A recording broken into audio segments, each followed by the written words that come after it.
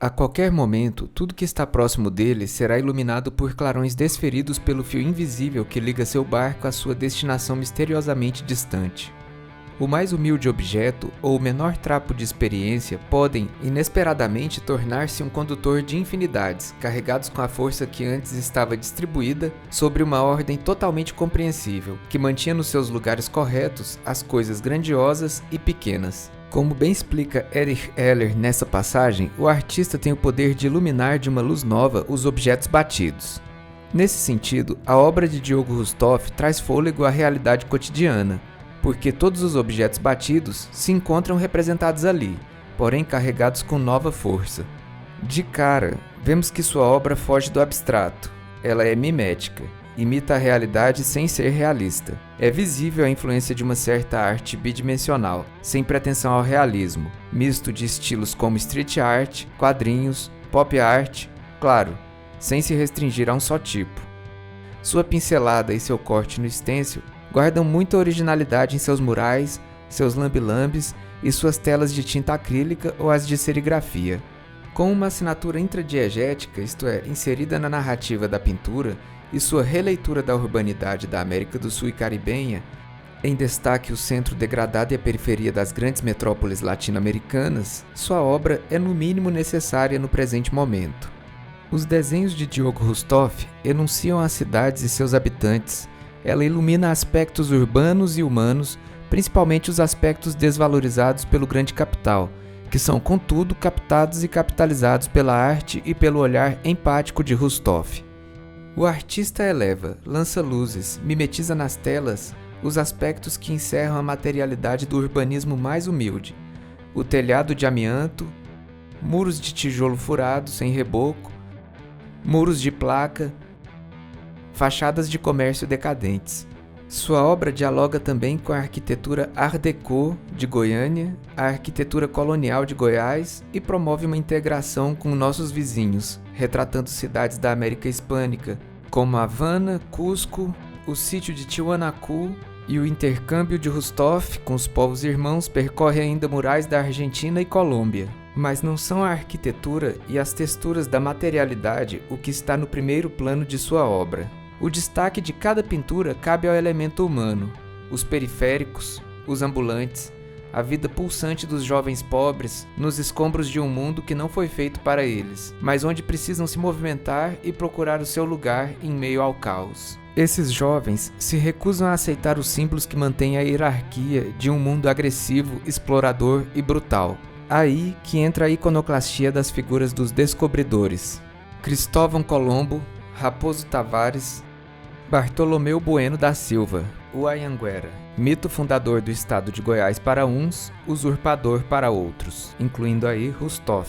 O artista propõe uma reflexão ao pintar um passado em desconstrução, apresentando a decadência simbólica desses mitos, ora em chamas, ora na caçamba de um lixo, ora ruindo em pedaços, apontando para um tempo de ressignificação da nossa luta como coletividade. Nessa luta, os jovens começam o prelúdio de felicidade coletiva em meio à decadência das antigas formas de poder, em uma cidade onde a juventude vigora sobre o cenário de decadência e velharia geral, acrescidos de certa violência do Estado.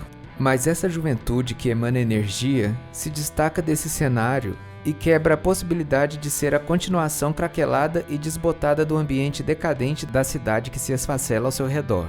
Assim, a obra de Hruštov está repleta de uma alegria que é quase um insulto ao status quo, pois o sorriso está estampado no rosto dos jovens pobres e toda uma casta de marginalizados está serena. Serena em sua revolta, é verdade.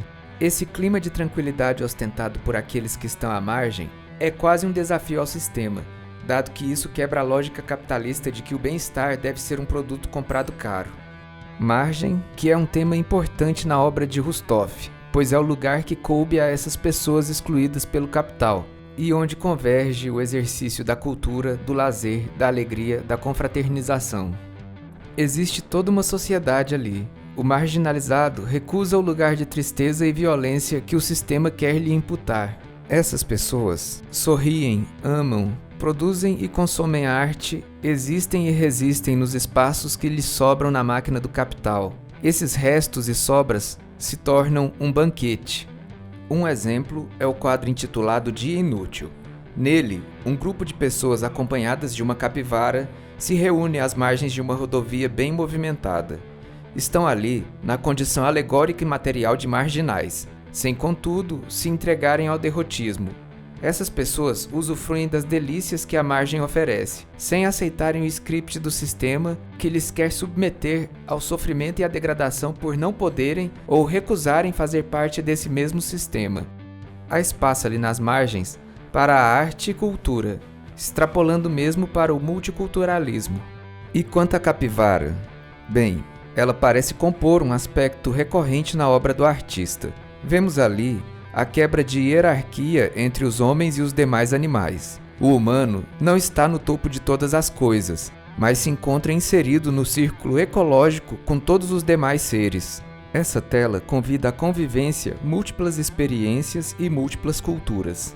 Cultura e arte, aliás, que na obra de Diogo Rousseff resgatam sua dignidade enquanto ocupação no sentido laboral.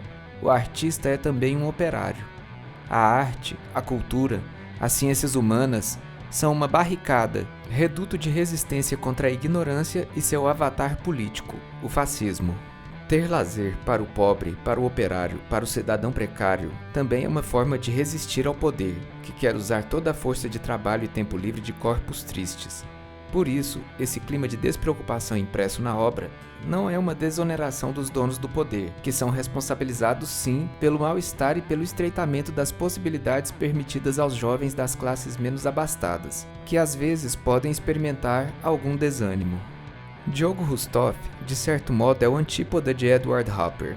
Em Hopper, a crítica ressalta o silêncio. Diferentemente do silêncio de Hopper, em Rousseff, a sonoridade se projeta como se exalasse de sua tinta. Quase escutamos o som das formas e cores ali impressas.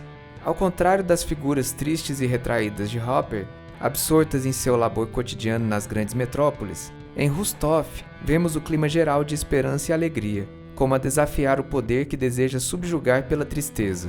O artista goiano legitima lazer e diversão junto à ordem das coisas. Essa alegria é o índice do desmoronamento de um velho mundo que está em ruínas. O artista apresenta esse mundo que se esfacela, que anuncia seu decadente fim. As engrenagens que reproduzem o poder nesse mundo contrastam-se com a natureza e o meio ambiente. Os produtos desse sistema estão fadados a virar sucata, mas os animais e as plantas hão de vigorar sobre esse mundo que chega ao fim. Nesse ponto, nos permitimos fazer um diálogo de uma tela de Rousseff com uma passagem do texto de Manuel de Barros. Não vi nenhuma coisa mais bonita na cidade do que um passarinho. Vi que tudo que o homem fabrica vira sucata. Bicicleta, avião, automóvel. Só o que não vira sucata é ave, árvore, rã, pedra. Até nave espacial vira sucata. Fim de citação. No momento em que escrevo esse texto, gostaria de ver a esperança das formas de Diogo Rousseff estampada no semblante de nossos jovens, dos integrantes das classes menos favorecidas, dos trabalhadores e operários da arte. Mas o presente e a realidade desse tempo se mostram sombrios. O ataque é forte, a arte resiste. Boa sorte e até a próxima.